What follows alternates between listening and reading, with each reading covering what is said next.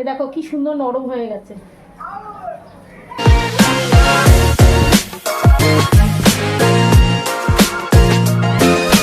নমস্কার বন্ধুরা, kitchen house _81 এ সকলকে স্বাগত।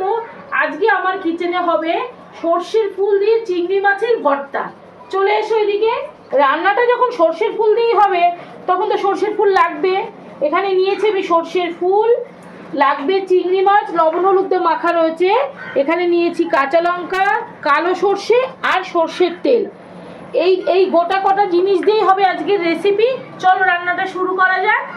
প্রথমে আমি গ্যাসটা অন করে নিচ্ছি। এবার এই প্যানটার মধ্যে আমি সর্ষের তেল দেব। এই যে চিংড়ি মাছগুলো আছে এগুলোকে প্রথমে আমি ভেজে নেব, তারপরে সর্ষের ফুলটা ভাজবো। আর এই চিংড়ি মাছগুলো কিন্তু খুব বেশি ডিপ ফ্রাই করা দরকার নেই, মোটামুটি একটু ফ্রাই করলেই হবে। এবার চিংড়ি মাছগুলো ভাজা হয়ে গেছে, চিংড়ি মাছগুলোকে তুলে নিচ্ছি। ওই যে বললাম বেশি ডিপ ফ্রাই করার দরকার নেই, এরকম করে ভাজলেই হবে। আর এই চিংড়ির ভর্তা, সর্ষে ফুলের চিংড়ি ভর্তায় বেশি চিংড়ি মাছ দরকার নেই। তোমার সর্ষে ফুলের ফ্লেভারটাও তো লাগবে, শুধু টেস্টের জন্য লোকে চিংড়ি মাছটা দেয়। এবার এই তেলের মধ্যে আমি সর্ষে ফুলগুলো ভেজে নেব।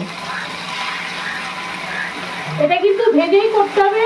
সর্ষের ফুলগুলো ভাজলে কি হবে, যে সর্ষের ফুল নরম হয়ে যাবে, তাহলে বাটতে সুবিধা হবে। ভর্তা করতে গেলে তো বাটতেই হবে। এবার এগুলো আমি একটু ভালো করে ভেজে নিয়ে তারপরে তোমাদেরকে দেখাচ্ছি। এই যে বন্ধুরা, সর্ষের ফুলগুলো ভালো করে ভাজা হয়ে গেছে। একদম খুব বেশি লাল লাল করে ভাজার দরকার নেই, শুধু একটু নরম করার দরকার, যেহেতু বাটতে হবে সেহেতু তোমাদেরকে বললাম। এবার গ্যাসটা অফ করে দেবো, দিয়ে এখানে আমি একটু ঠান্ডা করতে দেবো। এবার আমি সবগুলোকে বাটবো, এটা ঠান্ডা হতে থাকুক, বাকিগুলোকে বাটবো। বন্ধুরা এবার এগুলোকে সব আমাকে আস্তে আস্তে বাটতে হবে। প্রথমে আমি লঙ্কা আর এই কালো সর্ষেকে ভালো করে বাটবো। এটাকে মিহি করে বাটতে হবে, একে একে সবকিছু বাটবো। আর এদিকে এগুলোকে ঠান্ডা করতে দিয়েছি, চিংড়ি মাছ আর সর্ষের ফুল এগুলোকে ভেজেছি যেহেতু, সেহেতু এগুলোকে ঠান্ডা করতে দিয়েছি। এবার আমি এগুলো ভেজে নিচ্ছি। আস্তে আস্তে ধরে ধরে বাটতে হবে। এখানে কিন্তু সর্ষেটা লাগবেই, সর্ষে না দিলে কিন্তু সেই ফ্লেভারটা পাওয়া যাবে না। সর্ষে আর কাঁচা লঙ্কা বাটা হয়ে গেছে, এবার আমি চিংড়িগুলোকে বাটবো। ভর্তা যেহেতু সবকিছুই কিন্তু বাটাই হবে, এখানে চিংড়িগুলো আগে বেটে নিই। এই দেখো কি সুন্দর বাটা হচ্ছে। যদি বেশি ভাজতাম তাহলে কিন্তু চিংড়িগুলো শক্ত হয়ে যেত।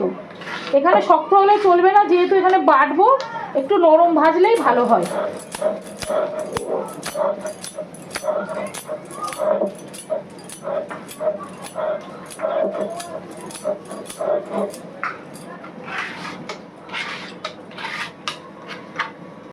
চিংড়ি বাটা হয়ে গেছে, এবার সর্ষের ফুলের পালা।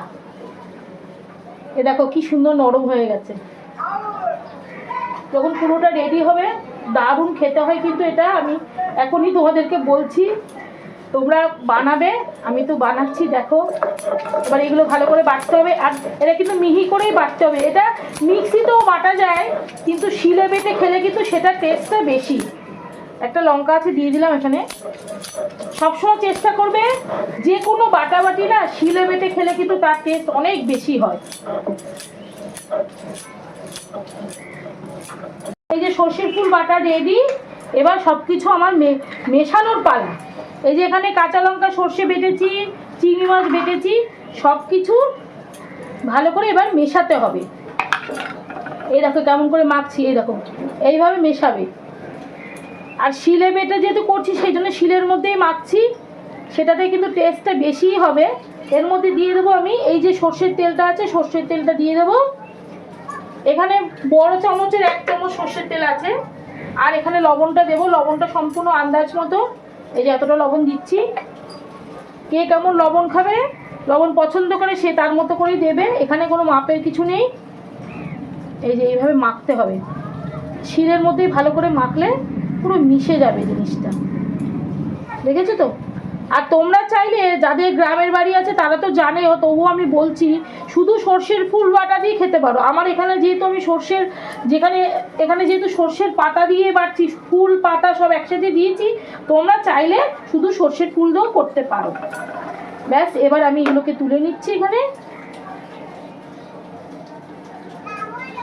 দেখো ওপর দিয়ে একটু সর্ষের তেল দিতে হবে, আর একটু